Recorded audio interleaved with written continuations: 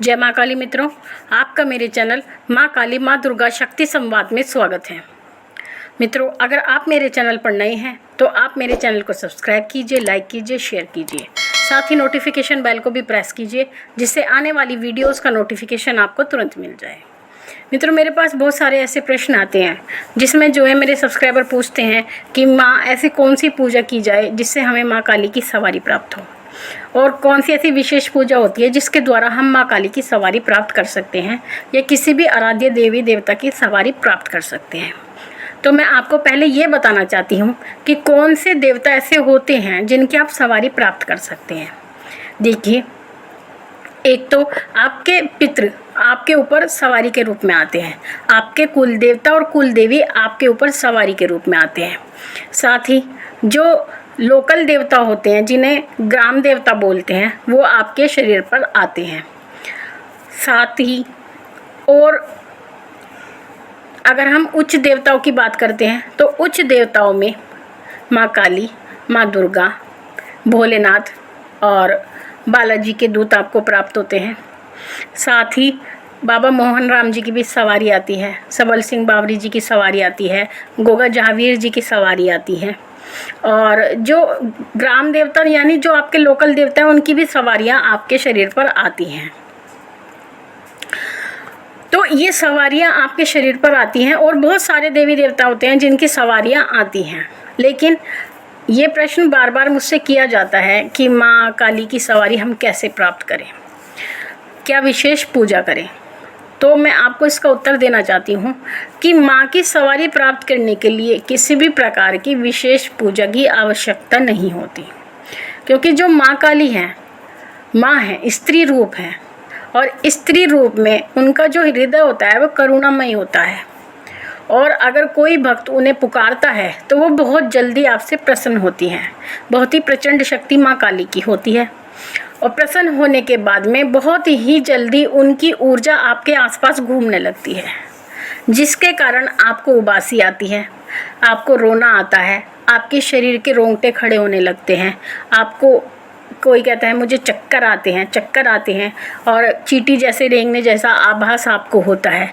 तो ये सभी संकेत होते हैं कि आपके आसपास ऊर्जा घूम रही है। लेकिन इस बात को लेकर के बच्चे परेशान रहते हैं कि पता नहीं है हमें क्यों हो रहा है। ये जो पूजा करते हैं ये सभी लोगों के साथ होता है, मेरे साथ भी होता है। लेकिन ज्ञान अधूरा होने के कारण हम डर जाते हैं कि ये पता नहीं हमारे साथ क्यों हो रहा है, हमसे क्या त्रुटि हो गई। तो ईश्वर आपको कोई तो ऐसा संकेत देगा जिसके द्वारा आप पहचान पाएँ कि वो आपके आसपास है। तो इन संकेतों के माध्यम से वो आपको बताते हैं कि हम आपके आसपास हैं, और उनकी ऊर्जाएं आपके पास घूमने लगती हैं। फिर उसके बाद में अब प्रश्न आता है कि कौन सी पूजा करें। देखिए, पूजा में आप सामान्य पूजा से भी माँ काली की सवारी या माँ दुर्गा की सवारी आप प्राप्त कर सकते हैं, और विशेष तौर से स्त्रियाँ, क्योंकि माँ भगवती स्त्री स्वरूप है, और अगर स्त्रियाँ माँ भगवती की पूजा करती हैं, माँ काली की पूजा करती हैं, तो माँ उनसे बहुत जल्दी प्रसन्न होती है। और माँ दुर्गा, माँ काली एक ऐसी देवियाँ हैं जो स्त्रियों के रूप में विराजमान हैं, स्त्री शक्ति हैं, और स्त्रियाँ उनकी आराधना करती हैं तो वो उनसे बहुत जल्दी आकर्षित होती हैं। उनकी जो प्रार्थना निवेदन होता है वो बहुत जल्दी माँ भगवती के पास पहुँचता है। तो बहुत से ऐसे व्यक्ति होते हैं जो ये कहते हैं कि हम माँ की कोई ऐसी खास पूजा नहीं करते, यानी हम केवल मंदिर जाते हैं, चालीसा का पाठ करते हैं, कोई भी, या फिर कभी कभी उनको भोग लगा देते हैं, उसके बाद ही हमें चक्कर आने शुरू हो गए हैं। या अगर आप निर्वाण मंत्र का जाप करते हैं, आपको निर्वाण मंत्र का जाप करते हुए केवल मात्र 1 माह हुआ है, तब भी आपका सिर घूमने लगता है, आपको चक्कर आने लगते हैं। तो ये सब क्या है? ये ऊर्जा के कारण होता है। ये भगवती का संकेत होता है कि उनकी ऊर्जा आपके आसपास घूमने लगी है। तो एक सामान्य पूजा और सामान्य भोग, अगर आप केवल माँ काली का दिया ही अपने घर में रोज़ जलाते हैं तो, लेकिन वो ऐसा दिया इस प्रकार से जलना चाहिए कि उसमें आप दिया कोई भी दिन ऐसा ना हो कि वो दिया ना लगे, क्योंकि नियम का बहुत बड़ा रोल होता है, बहुत बड़ी भूमिका होती है किसी भी पूजा में। और नियम अगर नहीं टूटता है तो आपकी पूजा लगातार निरंतर चलती रहती है। लेकिन कभी कभार अगर कोई एक आधी परेशानी के कारण अगर आपकी पूजा छूट जाती है, माँ काली की पूजा छूट जाती है, माँ दुर्गा की पूजा छूट जाती है, किसी भी देवी देवता की पूजा छूट जाती है, तो इसका अर्थ ये नहीं होता कि ईश्वर आपसे नाराज हो गए हैं, वो आपको दंड देंगे। क्योंकि ईश्वर एक बार जब प्रसन्न हो जाते हैं, एक बार अगर आप उनको साध लेते हैं, तो उनका और आपका जो संबंध होता है वो ऐसा हो जाता है जैसे एक सामान्य व्यक्ति से हमारा संबंध होता है। वो आपकी हर परिस्थिति को समझते हैं, आपकी हर मजबूरी को वो समझते हैं, क्योंकि जो असंख्य ब्रह्मांड के स्वामी हैं, इस चराचर सृष्टि के स्वामी हैं, वो उनसे कौन सी ऐसी बात है जो छिपी रह सकती है। तो वो आपकी हर परेशानी को समझते हैं, जानते हैं। लेकिन अगर आप जानबूझकर उनके किसी कार्य में गलती करते हैं, आलस्य के कारण पूजा छोड़ते हैं या अपनी मनमानी करते हैं, तब जा कर के आपको परेशानी होती है, क्योंकि आप ये जानबूझकर कर रहे हैं। और अनजाने में किए हुए कार्य की आपको क्षमा मिलती है, लेकिन जो जानबूझ करके कार्य किया जाता है उसकी कोई क्षमा नहीं होती। इस बात को आप ध्यान में रखें पूजा करते हुए, क्योंकि पूजा के नियम होते हैं। सटीक पूजा करें, भले ही कम करें और नियम से करें, तो आपको उसका फल ज़रूर मिलेगा। तो अगर आपका ये प्रश्न है कि हमें सवारी कैसे प्राप्त होगी, तो आपको सामान्य पूजा से भी सवारी प्राप्त हो सकती है। सामान्य पूजा में आप माँ का दीपक लगाएं हर शनिवार, क्योंकि मैं माँ काली की बात करती हूँ, उन्हीं के एक उदाहरण के रूप में आपको बता रही हूँ। माँ काली का दीपक लगाएं, हर शनिवार को माँ को भोग दें। भोग में आप पताशे, लौंग, इलायची, जायफल, मीठा पान, अनार, 5 प्रकार की मिठाई, जिसमें कि जो काला रंग का रसगुल्ला होता है, हमारे यहाँ उसको काला जाम बोलते हैं, काला गुलाब जामुन, कहीं कहीं कुछ और बोलते हैं, लेकिन जो बिल्कुल काला होता है वो माँ का प्रिय होता है, माँ की प्रिय मिठाई होती है। तो उन 5 मिठाई में वो मिठाई ज़रूर होनी चाहिए। माँ को नारियल दें। कभी कभी माँ के मंदिर में सरसों के तेल की बोतल छोड़ आएँ दिए के लिए, और अनार भी दे सकते हैं आप। तो ये सभी भोग माँ काली के होते हैं। कुछ व्यक्ति हलवा पूड़ी का भी भोग लगाते हैं। तो ये सभी भोग आप शनिवार में लगाएं। और जिनकी सामर्थ्य नहीं है वो केवल माँ को 2 लौंग और 1 पतासे से भी प्रसन्न कर सकते हैं, क्योंकि माँ भगवती हर व्यक्ति के लिए साध्य है। कोई भी ऐसा व्यक्ति नहीं है कि जो उनको साध नहीं सकता, क्योंकि माँ भगवती या कोई भी ईश्वर केवल भाव पर चलते हैं, और भाव के द्वारा ही हम उन्हें प्रसन्न कर सकते हैं। सामग्री इतना महत्व नहीं रखती जितना कि आपके भाव महत्व रखते हैं। तो इस प्रकार की पूजा अगर आप करते हैं और नित्य प्रति काली चालीसा का पाठ करते हैं, तो केवल इतनी पूजा से भी आपको माँ भगवती की, महाकाली की सवारी प्राप्त हो सकती है। जबकि इस पूजा में आपको कुछ ऐसी जटिलता नहीं दिखाई दे रही होगी जब आप सुन रहे होंगे।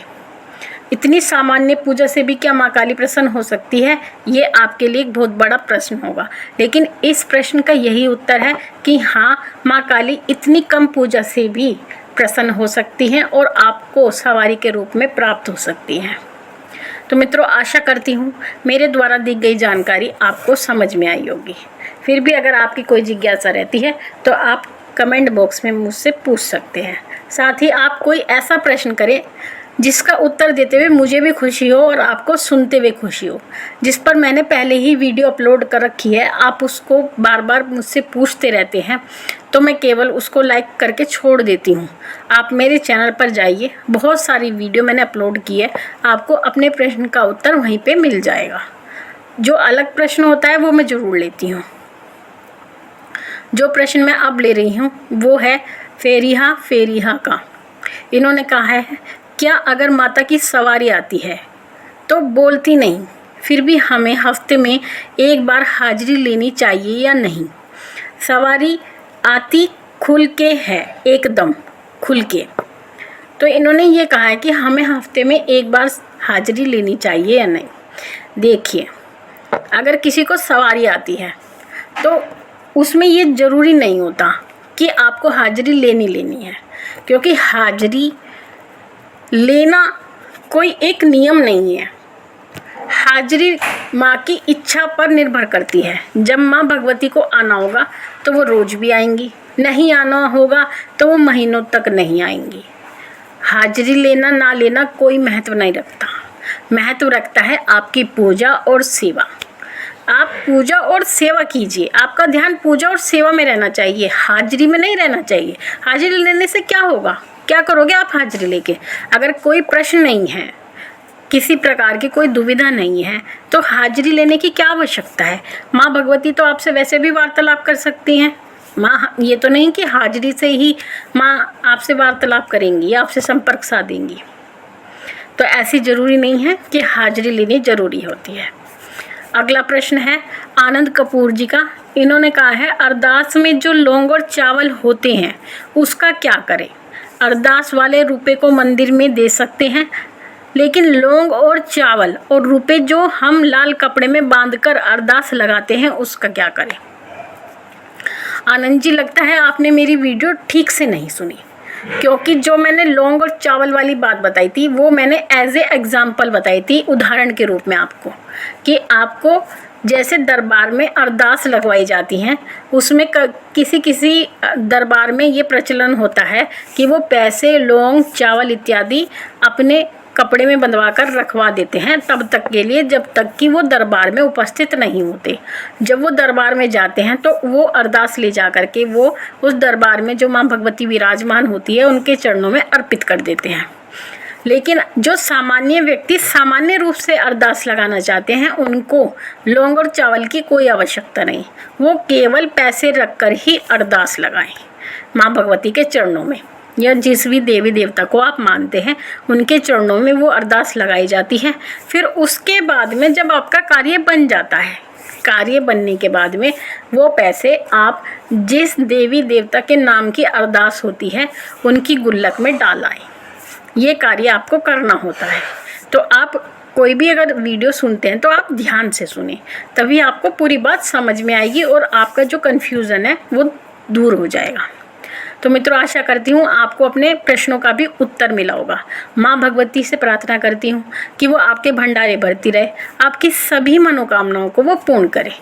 मैं फिर मिलूँगी आपसे अपनी अगली वीडियो में। तब तक के लिए जय महाकाली, जय महाकाल।